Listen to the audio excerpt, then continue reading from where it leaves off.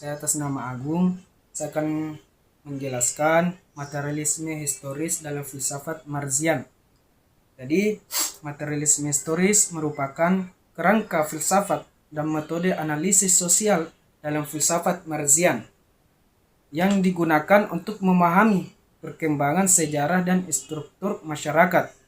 Teori ini berpandangan bahwa kondisi material kehidupan manusia, khususnya cara produksi dan hubungannya ekonomi menjadi faktor utama yang menentukan arah perubahan sejarah.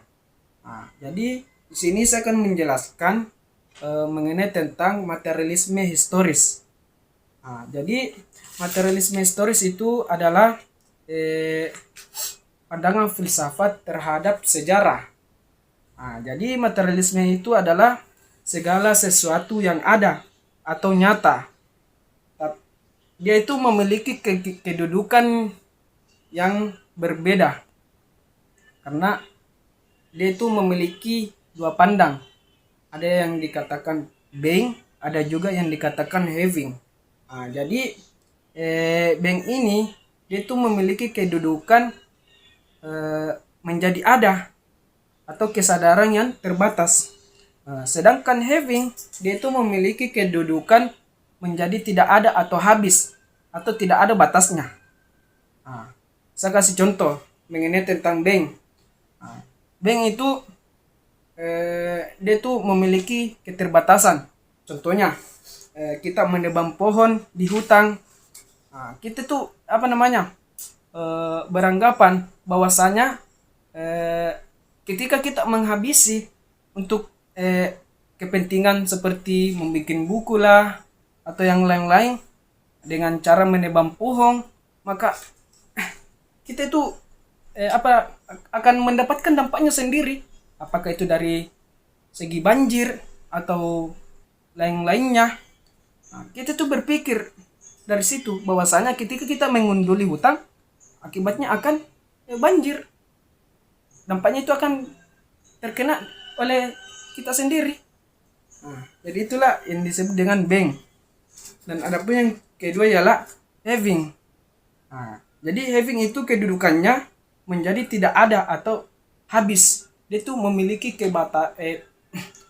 memiliki ketidak ada batasannya. Contohnya seperti penebangan pohon. Penebangan pohon yang tidak ada batasannya. Seenak-enakannya dia menebang pohon, akhirnya pohon tersebut gundul hingga akhirnya banjir seperti di Sumatera. Dia itu tidak berpikir bahwasanya kalau saya gundul ini semua gunung akan mengakibatkan banjir. Jadi itu semua adalah sifatnya having, tidak ada batasnya. Saya kasih lagi satu contoh seperti HP. Karena saya sekarang ini memakai HP Vivo.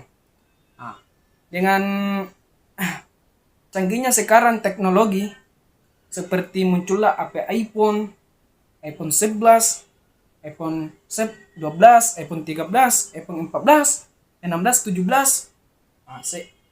Dengan sifat having saya, ketika saya memakai sifat having, saya ini membeli karena saya saya iri. Saya membeli HP iPhone 11. Saya itu melampaui standarisasi diri saya. Saya itu ingin menyamakan standarisasi saya dengan orang kaya. Akhirnya muncul lagi iPhone 12. Nah bilang orang, masa itu terus di HP-mu, minimal iPhone barulah iPhone 12. Sehingga saya beli lagi. Saya melampaui standarisasi saya sebagai orang yang di bawah. Itulah dikatakan having. Ketika kita mengikuti itu semua, mengikuti keinginan itu semua, maka tidak ada habisnya.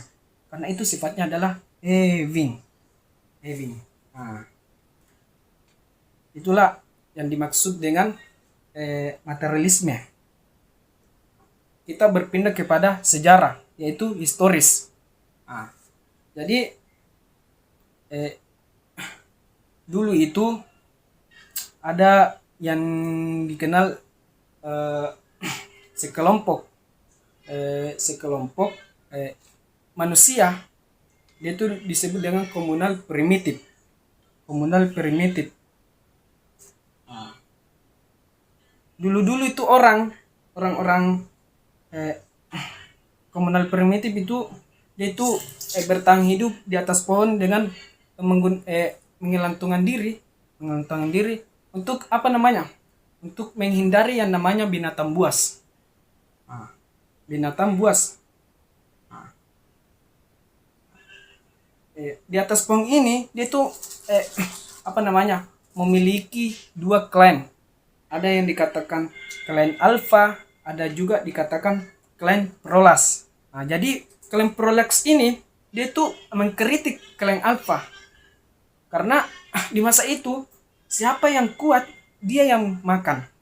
Nah, jadi dia itu mengkritik bahwasanya ketika kita mengandalkan kekuatan saja maka tidak ada perubahan.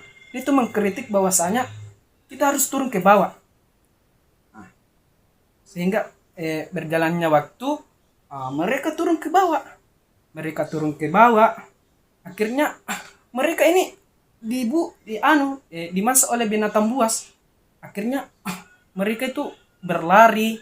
Kan orang dulu itu ketika dia itu berlari, dia itu menggunakan tangan dan kaki.